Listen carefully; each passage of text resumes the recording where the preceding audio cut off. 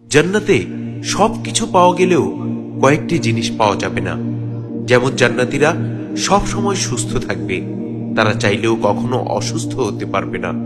জান্নাতীরা সব সময় যুবক থাকবে, তারা চাইলেও কখনো বৃদ্ধ হতে পারবে না।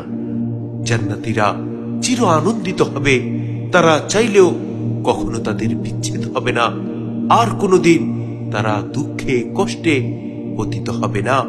জান্নাতীরা যখন জান্নাতে প্রবেশ করে যাবে, তখন একজন ঘোষণাকারী ঘোষণা করে বলবেন, তোমাদের জন্য এখন অনন্ত জীবন, আর কখনো তোমরা মৃত্যুবরণ করবে না।